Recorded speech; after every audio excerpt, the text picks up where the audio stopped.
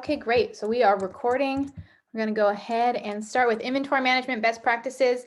I'm Chelsea Cohen. I am going to be talking to you about all of the things that I have learned in terms of inventory management. I have been at this for several years now, developing out Stocked, and I'm happy to share my story with you, share what I have learned, talking to hundreds of 6, 7, and 8-figure sellers, and show you how we do it in Stocked. If you are not currently using Stocked, it will likely give you ideas for what to do with either your existing system, maybe an understanding of how your system may or may not be working, as well as some of the principles to put into your system, especially if you have something like a spreadsheet or something like that. Stocked was built on the idea that you know more about your business than an algorithm. So it very much converts to a spreadsheet. We actually took some of the best spreadsheets out there, some of the best systems out there that were currently being developed by 6, 7, and 8-figure sellers, and we worked them into Stocked, figured out what was working about spreadsheets, what wasn't working, and ditched the whole idea of an algorithm, as algorithms tended to be very faulty. They weren't understandable, they weren't customizable, and you never really knew where the numbers were coming from. So that was my first problem with algorithms. And that's the first thing that I want to kind of say, is that you should understand the numbers. You should know where the numbers are coming from. It's not that there's a lot of moving pieces, but in the end, it shouldn't be that complicated. It's not that complicated. You should be able to understand it. And so any system or any guru telling you that you can't understand inventory and you need to pay them a lot of money to do it for you, you can just throw that out, because that's kind of the idea that we were built upon, is that you know more about your business than some algorithm or some guru. All right. And that being said, let me go ahead and share our screen. Okay, fantastic. So here we go. So we're going to talk about inventory management, inventory planning to win 2021. All right. So a little bit about me. I've been selling since 2014, if you don't know me. And in 2017, I started speaking on the subject of copywriting. I found that I was doing stuff in copywriting with Amazon listings that other people were not doing. And so I started speaking on stage about it, started speaking on podcasts. I've been on the AM/PM podcast, Seller Stories with Jungle Scout, spoke at the Amazing Summit, and am now speaking about the subject of inventory management. And so it seems like an odd transition to go from Amazon seller and copywriting to inventory management. And so the way that happened is that I was dealing with a lot of issues regarding my inventory, stocking out, losing income. One year we stocked out of our main product for the entire Christmas holiday because we got it there too late and Amazon lost it and then found it after Christmas. Paying a lot in storage fees and inventory fees due to over-calculating or overestimating sales. And type in the chat if any of this is familiar to you. The other thing that was not a factor when I first started was the restock limits. The restock limits have been an amazing pain for people. So that's one of the things that we will be talking about. So I obviously knew that I needed a solution, and I needed someone to build a software for me. I actually looked at some other softwares, and in looking at all these other softwares, I determined that they weren't working for me. And so because they weren't working for me, I reached into the community and asked what were people using? What software was actually workable and that didn't cost thousands of dollars a month? And the answer came back that essentially there was nothing out there. And we can't find anything. We went back to our spreadsheets. Let us know if you find something. So I realized that if it can be done in a spreadsheet, why can't it be done in a software? So that's kind of where I started my journey. And I met someone about 2 weeks after I decided that I was going to build a software, even though I'd never built a software, was not in the space at all. I decided that I was going to do this. 2 weeks later, I met Dan Fernandez. Dan Fernandez is the founder of Thomason.com. If you're not familiar with Thomason.com, I was familiar with it from 2015 when a lot of Amazon sellers started using it to get verified reviews from influencers. It's an influencer brand connector platform. And so we had been using it before the terms of service changed and you were no longer allowed to incentivize reviews. At the time before this happened, Thomason was well known in the Amazon space. So I knew Dan. We were speaking at a small event together, or I didn't know Dan. I knew of Dan. We were speaking at a small event, the first time I'd ever met him. And we spoke at this event right outside of Houston, Texas, small little event. And he kept complaining that he was bored and he needed a new software project. And I had a software project, and that's kind of where everything got started. So for the past 2.5 years now, we've been eating, sleeping, and breathing Amazon inventory management. We've been testing all the other software platforms, finding out what works about them, what doesn't work about them. We've really talked to hundreds at this point of 7- and 8-figure sellers, crowdsourcing information to understand what the basic elements of good inventory management is, right? So I'm going to go over some inventory management mistakes. These are common mistakes that many people make. I've talked to, like I said, many people, and I also come from the side of having a copywriting agency, and that allows me to see the promotions that cause people to stock out, the lack of preparedness in terms of planning out your promotions. And so I started to see quickly on how marketing actually factors into inventory management. And so we're going to talk about that a little bit as well. So common inventory management mistakes, under ordering. Obviously, this can be a mistake. This can sometimes happen when your data is off. So for example, you stocked out, right? So if you can imagine, last Christmas, you sell 6,000 units and you're looking back at your total sales for last year and you see that you sold 6,000 units. So you think, I should order 6,000 units because that's what I did last year, but you stocked out last year. So maybe your potential sales would have been 7,200 units last Christmas. If you place the same order that you had when you had stocked out, you have the potential of stocking out again because you are under ordering, right? So you're essentially making the same mistake twice. And then there's over ordering. That's miscalculating based on bad data or, just wishful thinking, right? So another example similarly would be that you were featured on the morning news for some reason or another. You have a great back to school product and you were featured on the news and you had this huge sales spike. You sold an additional 3,000 units because they talked about you on the Today Show.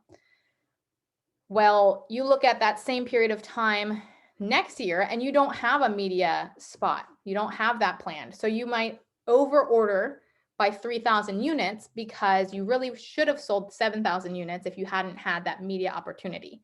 So again, you're making the same mistake twice. So it's just not having the right data and not really understanding your data on a granular level, just looking at total sales, right? Unevaluated data can be very dangerous. And then there's just cutting it too close. Oftentimes what I would do is I would procrastinate because it took such a long time to prepare and figure out how much I needed that I would procrastinate and cut it too close, right? This can also happen if you have bad terms and your cash flow is tight.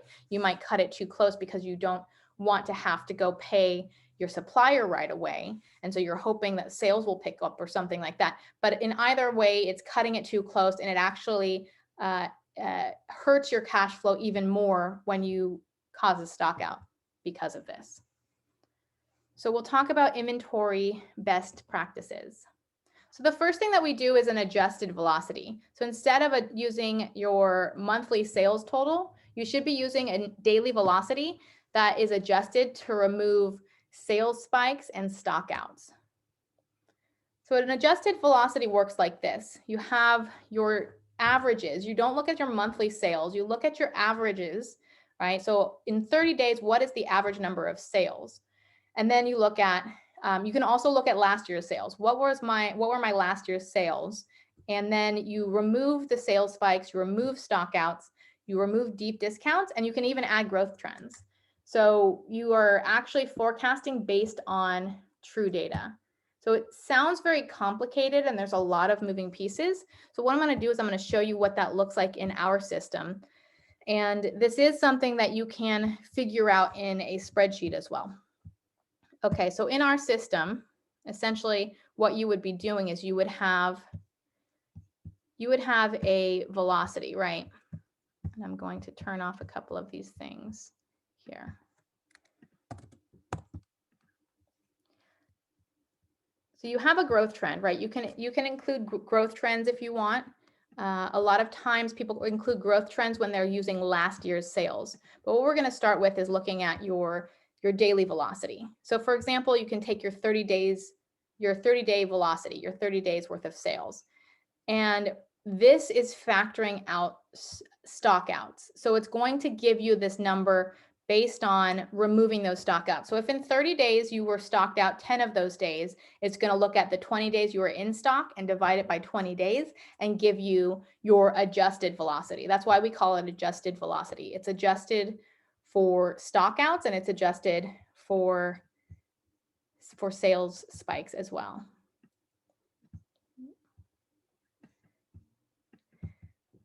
So when we scroll down here, we can see the stockout dates that are removed. Now it's important to understand with stockouts, and if you are using a different system that does account for stockouts, it's important to know how they're accounting for stockouts. Some systems only account for stockouts if you had zero inventory. What we're doing is we're accounting for stockouts if your average sales are less than 30%, if your sales go to less than 30% of your average daily sales. So if you're used to selling 100 units a day and then you sell 10 units one day, that's going to throw off your average. If that's not something that you want to repeat, we want to remove that from the calculation. So we're looking at sales patterns, right? So we might see that these 2 days there were 6 units sold, whereas we usually sell 10 units. We're removing those. What this does is it counts those days, or it catches those days right before you go out of stock. So if you go to, one day you sell 10 units and then your zeros all the way, and then Amazon finds that 1 unit sitting in the warehouse, sells it, that 1 unit could throw off your entire average if we're not factoring it out. And then you come back in stock and you sell 3 units at the end of the day, and that could throw off your sales as well. And then what happens if you get suspended? You have tons of inventory, but you are not able to sell any of it. This will also catch a suspension. So you need to understand, if you are using a system that is doing stockouts, you need to understand how are they counting stockouts. Right, that's very important. And then sales spikes, it's the same thing, right? 150% of your average daily sales for the period is what we would count as a sales spike. So all of these can be removed. They can also be added back in. So for example, if you're looking at your last year's sales, you have to remember that Prime Day happened in October, and it's not going to potentially happen in October. It's probably going to happen in July. So you need to remember that when you're doing your calculations for October, that you had some huge spikes at the end of last year that may not occur. All right, so that's what we're talking about when we want to talk about using your data correctly, right? You can also remove deep discounts. There are not a lot of people doing deep discounts nowadays, but if you are doing them, we can remove those. All right. Then there is buffer stock.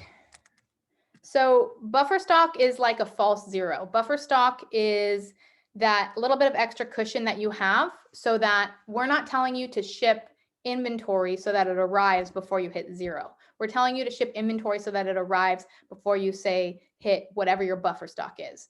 It's like having that little bit of gas in the tank. When your empty light comes on, you know you have about 25 miles, you know that you can get to the gas station. So it's kind of like that, where you have a little bit of extra cushion. So if anything goes wrong, you get stuck at customs, you've got a storm off the coast of China, and you can't get your inventory on time, you have that extra cushion. So there are a couple of rules that we have for buffer stock. I recommend everyone utilize buffer stock, especially nowadays with all of the crazy slows and stops and people having a hard time finding containers. Having a buffer stock has been able to save a lot of people during this crazy time that we have been experiencing in import-export. So I want to go over some of the suggestions that we have specifically for buffer stock, right? So buffer stock guidelines. So longer lead times or transfer times mean that you should have a higher buffer stock, right? The more things that can go wrong, the higher your buffer stock should be, right? Because if you're going to potentially run out of stock, if you have, if you're sending all the way from China to, say, the US, you're going to have a lot more chances for that to get interrupted or stopped or slowed than, say, if you're importing from, locally from the US and your lead time is, 10 days, for example. You want to make sure that your buffer stock will actually be that buffer, will actually be that safety net that you want it to be. And then you have setting buffer stock in days is always better than in units if those days are tied to your velocity. So what I mean by that is that you can say that you always want, say, 100 units for one product, right? It might be 100 units for one product. It might be 1,000 units for another product. The problem is that you will have to change that depending on the season and depending on the product. So setting a buffer stock in units means that maybe you need 100 units in your slow season, but you need 1,000 units of buffer stock in your high season. And you're going to have to go in and change that. And then what happens if you have spikes or your velocity starts picking up? Well, that buffer stock isn't going to be as valuable if it doesn't match your velocity. So we like to suggest setting a number of days, right? For example, 30 days. Now, their buffer stock guidelines can be different if you have a private label business versus if you have a wholesale business. One of the reasons for buffer stock is that if you stock out, you're going to lose ranking for private label, right? For wholesale, however, you have other people who are keeping that listing in stock. So ranking isn't as much of an issue. So the buffer stock can be lower, especially if you are importing locally from a local distributor. Your buffer stock maybe could be 10 days versus the private label where it takes 60 to 90 days to get inventory into stock, and where if you stock out, you're losing ranking, right? And you're losing your ability, how much inventory you can actually send in for that product. A higher buffer stock makes more sense and is more safe. So 30 days, it'll look at 30 days and it will generally multiply it by the velocity. But what we are actually also doing is that we're looking at when that inventory is going to arrive and if we have any sales, right? So we're looking at the entire timeline. So if we have a big sale coming up, we're going to increase that velocity to cover that sale.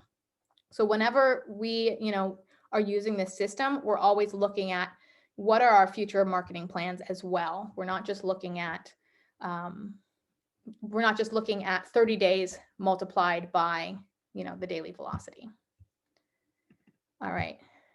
So the other thing to consider is you may want a buffer stock for FBA and a separate buffer stock for your warehouse. That may make sense for your business. It may not make sense for your business. It's really up to you. And I have seen sellers do it both ways. I know wholesale doesn't tend to like to hold on to inventory in their warehouse, but that is something that you can consider. And I do know some sellers who were really glad to have it when the COVID restrictions hit. And then the last thing to consider in buffer stock that a lot of people don't consider is the effect on what's happening in Amazon. We have users who have lost one-day Prime badges because they didn't have enough inventory dispersed throughout the country. Amazon couldn't legitimately get the items, the products to the customers in one day. So they took the one-day Prime badge off of those specific listings, right? You may not have one-day Prime badges, but you do have two-day Prime if you have FBA.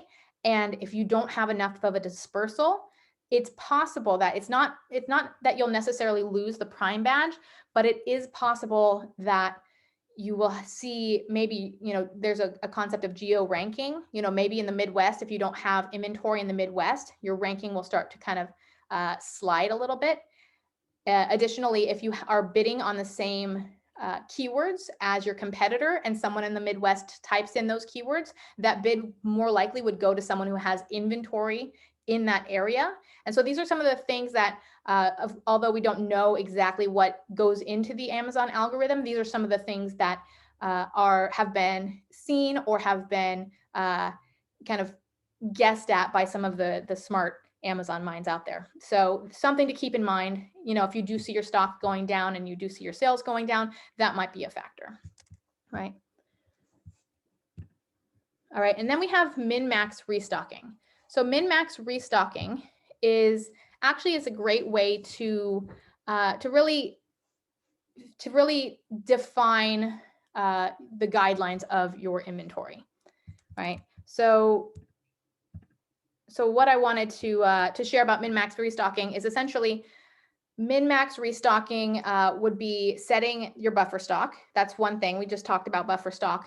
But the other factor is you're setting a maximum. And you're setting a maximum because you want to be able to minimize your fees, right? You want to be able to minimize your fees, but you also want to be able to systemize things. So we have something called MinMax Restocking, and I'm going to show you how it works inside of the system. And then we're going to go over some of the points as to why it's important and why it's valuable. So let's go into our transfer schedule. The transfer schedule is something that dictates when you need to send inventory from your warehouse into Amazon. So we use something called as needed. You can set, every month you can transfer, you can set every week you can transfer, but the most popular for a lot of sellers is as needed. I ask sellers, how often, when do you transfer? Do you transfer every week? And they say, oh, I just kind of transfer when I need to or when I'm running low. So we created as needed and we created MinMax. And MinMax Restocking is something that big warehouses use. I took a tour about a year and a half ago. I took a tour of a warehouse that was also a printing factory. So they would print books and they would print books on demand and they would print books and they would keep some book stocks. And so they had to keep big vats of ink and they had to keep these huge rolls of paper that they fed through the system. And the way they kept stock was they had a minimum weight for the ink and for the paper, and they had a maximum weight. And they had everything on these weights and it was all computerized. And as soon as it got to the minimum, they would order up to the maximum and then they would sell through and then they would use that supply through to the minimum and then they'd stock up to the maximum. And so that's what MinMax Restocking is here. You set, say your minimum of 30 days, your maximum of 90 days, and you would stock up to your 90 days, sell through to your 30 days, and then stock back up to your 90 days, right? The other thing that can be factored is your restock limit, your IPI limit. So if you're having some products that have these max ship quantities that are less than, say, 90 days, you can use your max ship quantity. So it's always going to take inside of the system. And if you're setting up a spreadsheet, you would want to work it this way. You would want it to always use either your restock limit or your max or your maximum stock, whatever is less. So we can see that our maximum stock is 85 days. I can send 85 days worth of inventory in at one time. That's less than 90. So I'm going to use my 85 days. I'm going to use this number. I'm going to ship that amount in. But if this gets over, if this is 105 days, I'm going to use the 90 days. So when you're setting up a MinMax restocking system, it's important to consider what your max ship quantity is if you have any of those issues with some of your SKUs.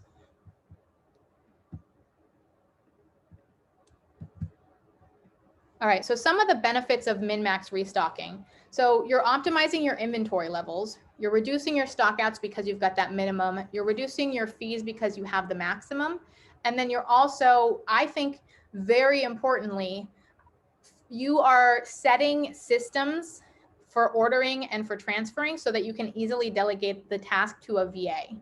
It's often that sellers think that the only person who can handle the inventory side of things is them. And it's because they don't set these systems in place, right? If you have a system, or if you have something that you think you're the only one that can do, some of that is true, right? Maybe product selection or something like that. But things that have to do with, reordering and things like that, they should be systemized. So this helps you to systemize that so that a VA can easily go in and say, oh, we are just before the minimum. We need to transfer so that before we hit the minimum, our inventory will arrive. And I know we need to transfer so that we have 90 days worth. So it really gives you the parameters and tells exactly how much to transfer and by when. All right. Now we have the inventory timeline, and I went into it for just a second, but the inventory timeline, personally, I feel it's a game changer. It's a way to visualize your sales and your inventory patterns. Inventory is a very heady subject. There's a lot going on. There's a lot of changes. It's hard to understand why you stocked out. Sometimes you can't figure out why you stocked out and you're trying to figure that out, or why you should be ordering more.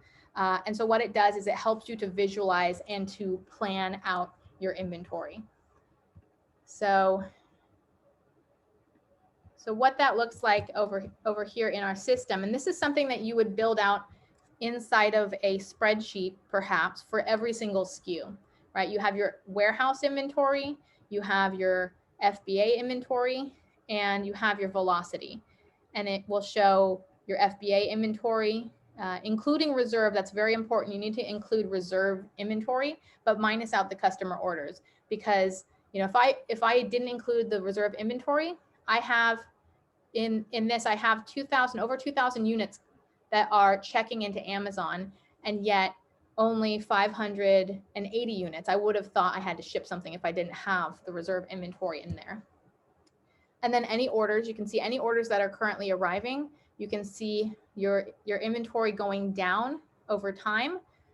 What orders are arriving to Amazon, what orders are arriving to your warehouse, when you need to transfer, right? If we've got any transfers, let's see, we don't have any transfers on this one, but when you need to transfer, you can also see if you're going to stock out. So for example, in here, we can see that there's a stock out, and that will help us to know that we actually shouldn't be marketing this product very heavily because we're going to stock out. So we can actually probably avoid this stock out because look, we've got a lightning deal planned. We should probably cancel that lightning deal. So it helps us to know that what we're doing, make decisions about marketing, for example, and make these decisions that will help to keep us in stock.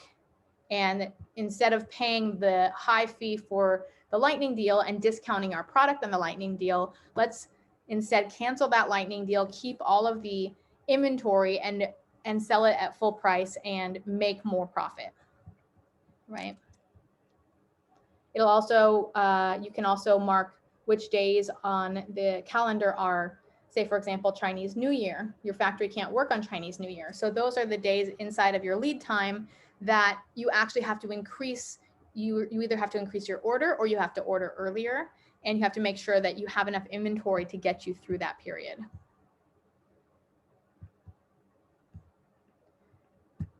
So yes, the inventory timeline can really be insightful.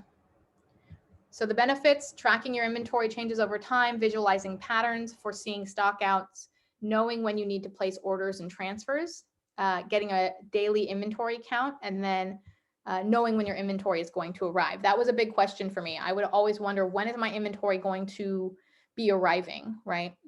And we actually have several different ways of tracking inventory orders, right? Purchase orders and work orders. Okay, then there's simultaneous forecasting. So this is a fairly simple concept. Simultaneous forecasting means that you don't need one forecast per SKU for any inventory that you're storing at a warehouse. You actually need at least two forecasts. You need an order forecast and you need a transfer forecast. So you need to know, when do you need to order and when do you need to transfer? And the two can be related, because if you have a bunch of inventory sitting in a warehouse, but you have a long lead time, you may need to transfer and order around the same time. So that's what we call simultaneous forecasting. And you can even add a third in there if you have ocean freight and then you have an express order that may be needed for a portion of that order to send it by air to avoid stocking out. We have the ability to forecast an express order to let you know how much of that purchase order or how much of that order that you're placing is going to be needed as an express by air, because you don't want to send too much because it's expensive, but then you don't want to send too little so that you pay for the air freight and you still stock out. All right, and then there's something called forecast modeling. So forecast modeling is really the concept of actually building out and testing out what would happen if, right? So when we have our timeline, we can actually do these things. We can say, what would happen if I had a lightning deal? Oh, I would stock out. Okay, so I'm going to remove that lightning deal. Maybe if I remove that lightning deal, I will not stock out. Let's see what happens. And we see that you'll still stock out, but you'll stock out less. So you definitely want to cancel that lightning deal, but maybe you should slow down some of these sales. So I could actually go into seasonal spikes and I could slow down some of these sales, right? From now until, you know, say the fourth, I could do a decrease, right? If I decrease my sales by 15%, maybe that'll help me avoid a stock out. And you can actually see if that's the case.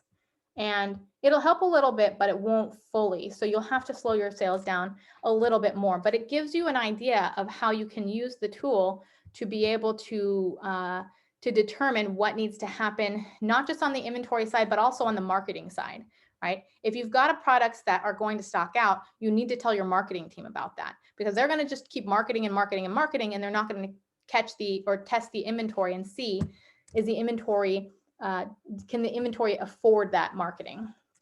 So there are actually, forecast modeling helps you to do that. And we actually have a lot of reports that can help you to foresee these problems, such as the stockout report, right? The stockout report will tell you which products are going to stock out, right? And this is one of the products that we were just looking at. So you can avoid stockouts of a couple of days. These might be a little bit more difficult, but at the very least, you shouldn't be spending a bunch of ad money on a product you're about to stock out on. And you most definitely shouldn't be emailing your email list a 20% off coupon and then stocking out the next month, which I have seen, you know, and this is not new guys who are doing this. We've got 7- and 8-figure sellers who aren't planning ahead, who, you know, who will stock themselves out by trying a new marketing strategy. So it is something to keep in mind that you should be incorporating your inventory into your marketing plans. So that's what we call forecast modeling. Okay, and then we have getting really into the crux of it, what we call sync to scale. So I've been working to try to get people to see the big picture of marketing, inventory, and cash flow. And there's a lot of focus in our industry on marketing, and marketing is the sexy subject, and marketing makes the sales go up, right? You know, inventory planning, all the inventory planning that you want will not make the sales go up. And we all want the sales to go up, but we don't want the sales to go up into a stock out, and then we have to make the sales go up again, and then we're wasting marketing money. Inventory turn helps to build cash flow. So you have marketing, and then that affects your inventory, and then the inventory and actually being in stock, and sell through, that'll affect your cash flow, and then you can put that back into marketing. So the problem is that most people don't tend to see the big picture, right? Most people don't tend to see that when you've got marketing, right? It's not only the stock out that's costing you money. You've got the stock out, and that's costing you however much it is in lost sales. And we often think about the air shipment and the cost of the air shipment. That's often thought about as well. And then we think about, okay, well, I also had to re-rank the product. So that cost me some money. And so far, you've got a lot of expenses going into a stock out on the back end. But on the front end of that stock out, we don't often think about the amount of money we lost in terms of profit margin when we did that ad campaign, or we gave that 20% off coupon, or we paid for that lightning deal that then drove us into a stock out shortly after. So we don't think about the amount of money we would have saved if we had just, kept our sales at full price and lowered the ads and kept us in stock, made more profit. We don't think about that part, so that it's actually a lot more money that you're losing when you stock out than just the aftermath. So syncing to scale really is a concept of getting your marketing, inventory, and cash flow teams all communicating and all working together. So I like to say a good marketing plan can turn into a bad marketing plan when it's so successful that it causes a stock out, right? So we just talked about that. So some ideas are, a PPC ad campaign going so well that it stocks you out, right? Discount coupons that we talked about, often you do promotions on a whim. Valentine's Day is coming up, and then you throw a Valentine's Day sale that you didn't plan for when you placed your order originally, and that went really well. And then you go to, St. Patrick's Day, and maybe you do a St. Patrick's Day sale, and then it gets to, Easter, and you're stocked out. So those are some things that, planning out and seeing what, can you actually afford those sales. Listing optimizations, doubling your conversion, running you right into a stock out. So vet your inventory before you make these changes to make sure that you can afford that.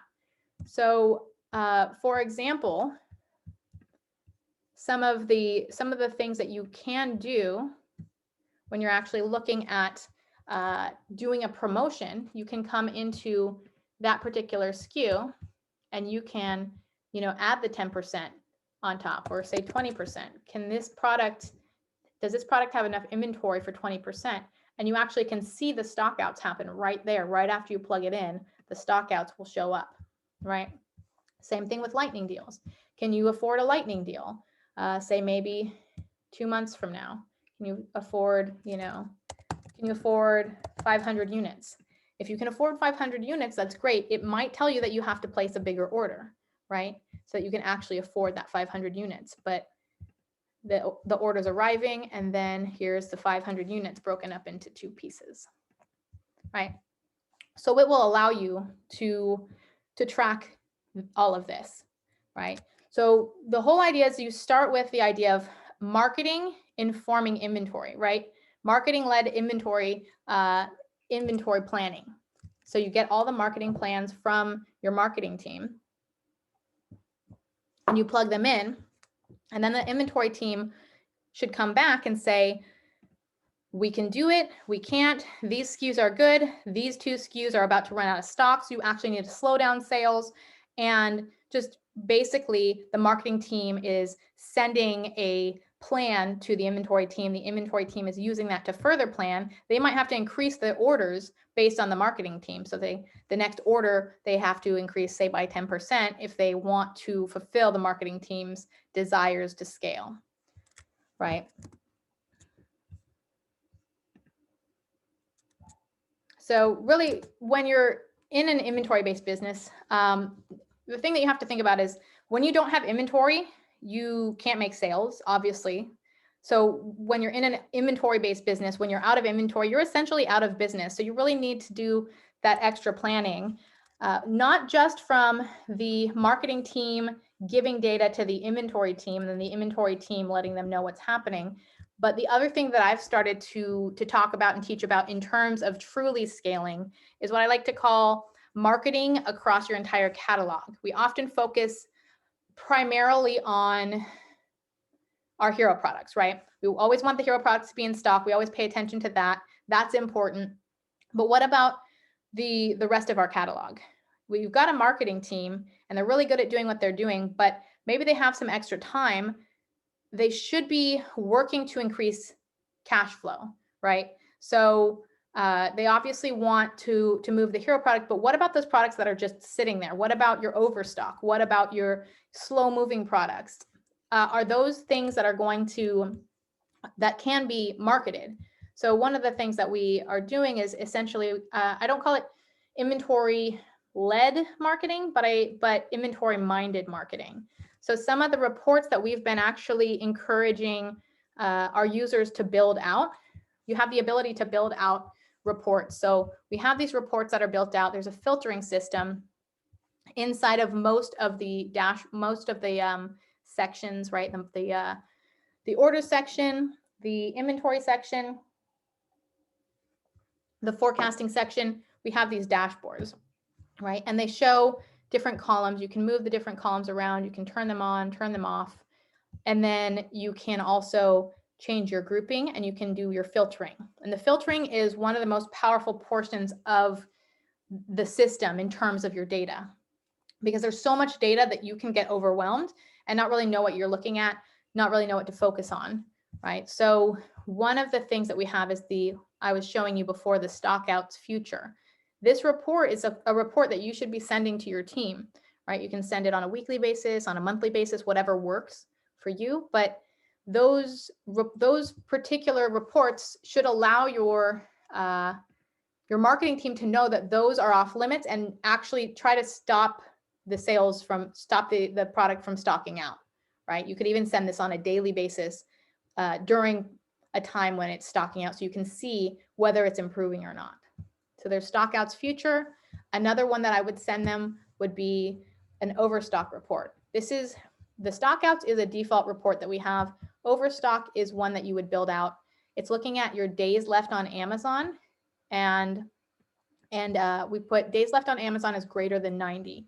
You could do 120, you could do 60, but you're looking at your days left on Amazon, and you can see that there are products that have a lot of stock available.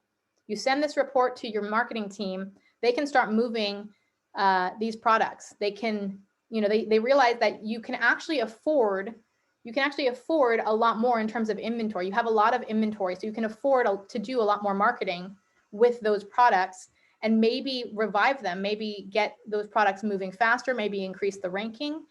So just kind of looking at your business, not just from can you afford it in a dollar standpoint, but can you afford it from an inventory standpoint? And so when you have all this excess inventory, you actually have sort of some money in your pocket, so to speak, to try to improve the ranking on those products.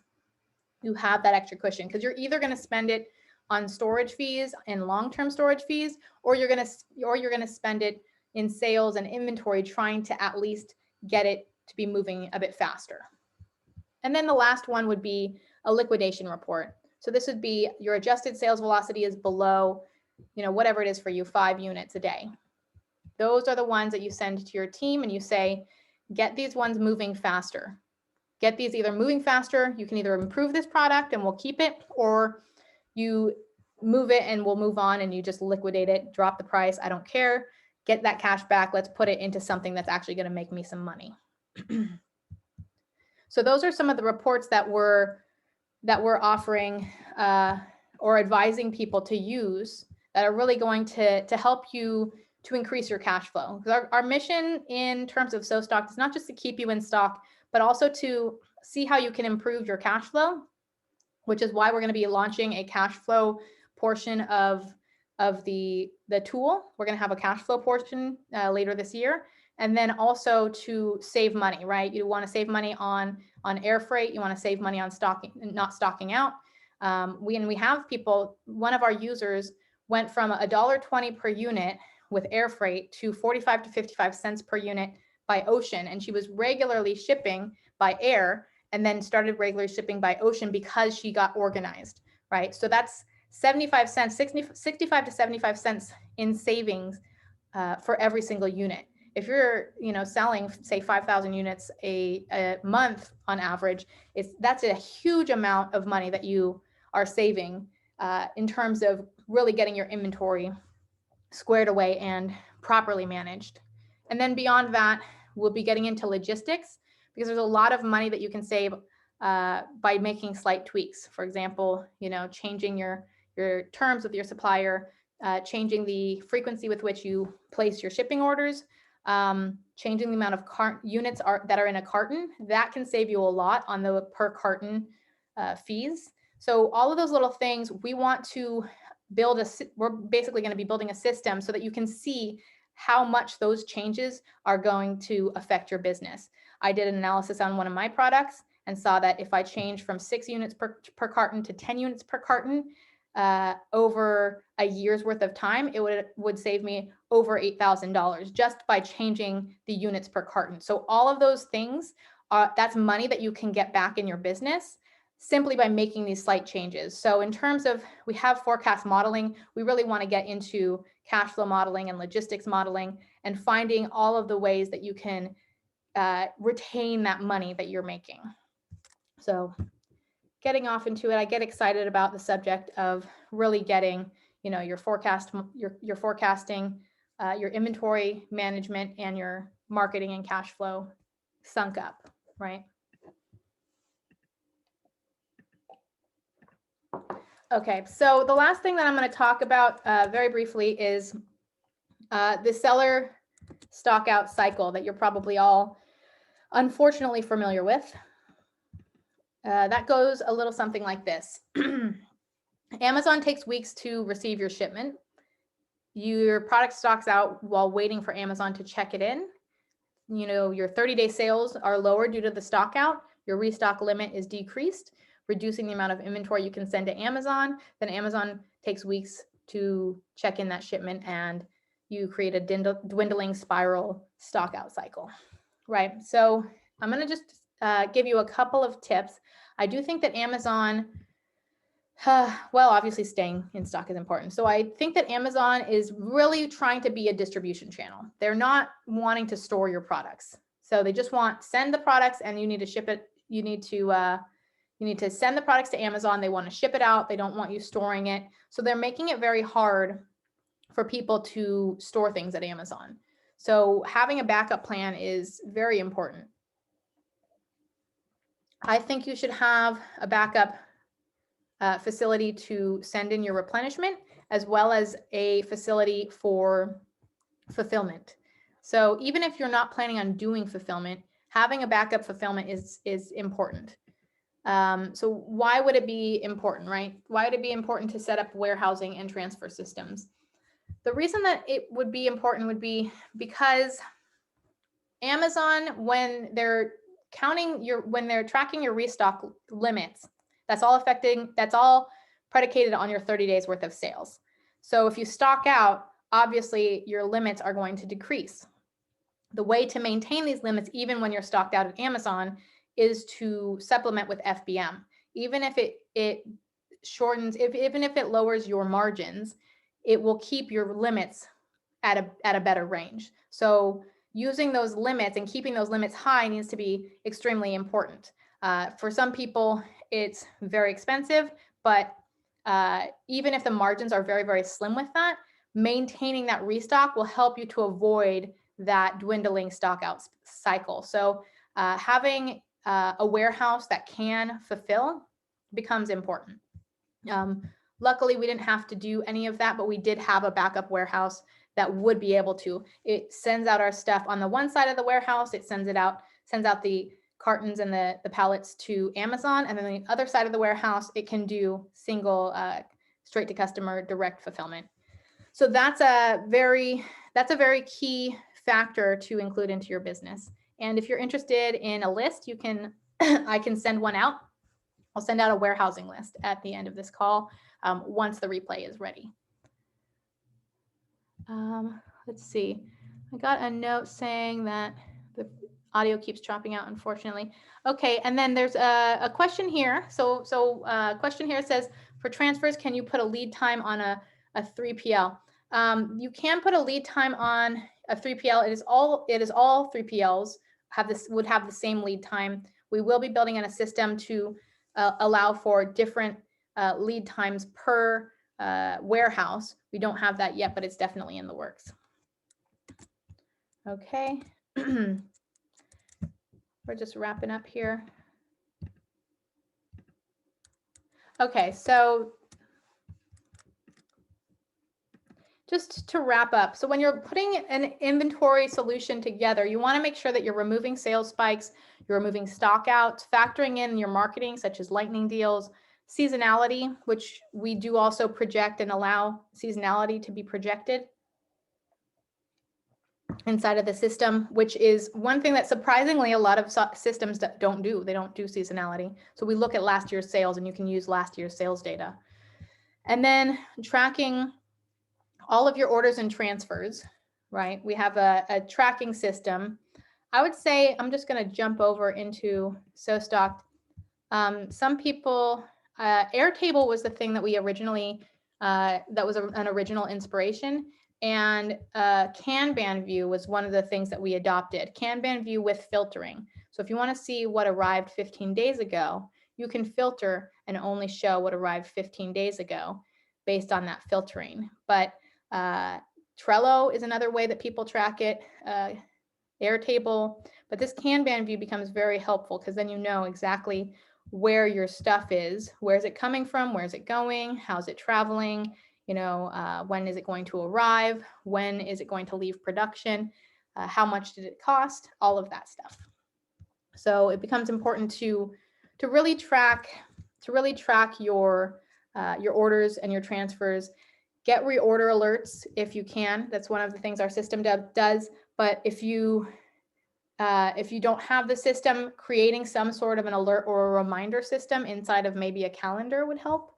And then you should manage your FBA, third-party warehousing, and your on-order purchase orders all in one system so that you can see, like we had in the inventory timeline, you can actually see what is occurring, right? What is occurring? Where's your stuff, right? That was one question that a user asked, is who has my stuff? All right, we have a question from Joe. We are selling very seasonal products with sales peaks in May and December. Is it possible to work with velocities and plus that stock takes the peaks from previous years into consideration? Excuse me. Yes. So so let me just jump into how you would do that. I didn't get into too much detail about our past sales. So the past sales look like this. If you go into the forecast, you have the ability to look at, you know, the daily sales, right? Daily sales velocities. And then when you go into the system, you can manually override it. So when you have a launch, you may not have data, or when you have a launch, you may have data that's full of giveaways and sales rankings, right? You can override it, but then you can go to last year's sales. And I'm going to pull a product that will actually have some good data. Last year's sales. So it's going to show every day of last year what were the sales. So on the 31st of last year, 16 units were sold. You can put seasonal decreases. You can put spikes. So you can see the pattern of this product. You can see during Christmas, the product sells a lot more. You can add additional sales on top of that. You can add lightning deals or any planned sales. This is a 10% increase across the boards that can be added or removed. And then you can add a trend. So a lot of people will use the last year's sales data, but then they'll come in, especially towards the end of the year, or say towards the middle of the year, like you have May, use the year-to-date trend. So if you're trying to project for May, you can look at, you know, what's the year-to-date trend, or what was the trend the last 60 days as opposed to the previous year.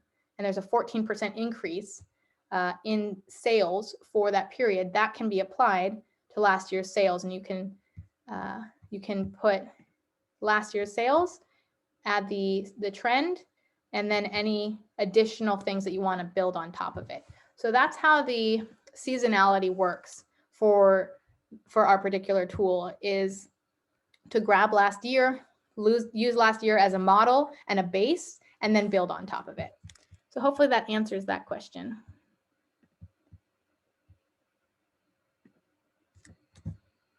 All right, just to end off here.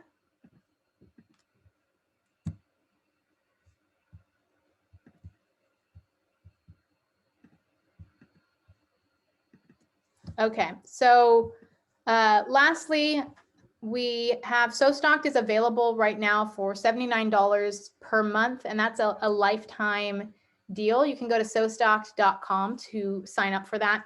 We will be in the future increasing, we'll be doing a tiered structure that will be based on orders. So the more your business grows, the more expensive tiers you'll be getting into. But this is a locked in price. So, probably within the next several months, we will be increasing that price. But, so if you are interested, just, stay on our email list. If you're going to sign up now, that's fantastic. If you're interested in getting that deal, but not quite ready, stay on our email list, because we will be doing promotional warnings to let you know when the price is going to be going up. But $79 for life, that includes all features. So when we put our cash flow feature into play, the cash flow feature will be part of that. The logistics feature will be added to that. And then the other aspect is that I do the onboarding. So if you sign up right now, you'll get to meet with me, and you'll do our setup process, and then you'll talk to me, ask any questions and any use case questions about your particular business. And then I can help you to make sure things are set up right, they're working smoothly, and give any additional tips and tricks in terms of inventory planning. Let me see. Doesn't look like we have any additional questions. Any final questions, go ahead and type them into the chat. Otherwise, I'll send the replay via email, and I will also include the link to our resources. We have some resources for warehouses and fulfillment centers. All right, it was great talking to you guys. Hopefully some of this was very valuable and helpful, and we'll talk to you next time. Thanks, guys. Oh, wait, shoot, more questions. Availability based in Hawaii. So your available times are super early. Yeah, so if you have a problem with some of the timing that you're seeing on the calendar, if you're trying to sign up, send me an email, and I can get in touch with you, and we can work out another time. So don't think that because the times don't work that you won't be able to work with me. Just send me an email, let me know, and we'll find a different time, maybe in one of my afternoons or something like that. So yeah, so Vera, go ahead and contact me there. All right. Fantastic. Thanks so much. Thanks, guys.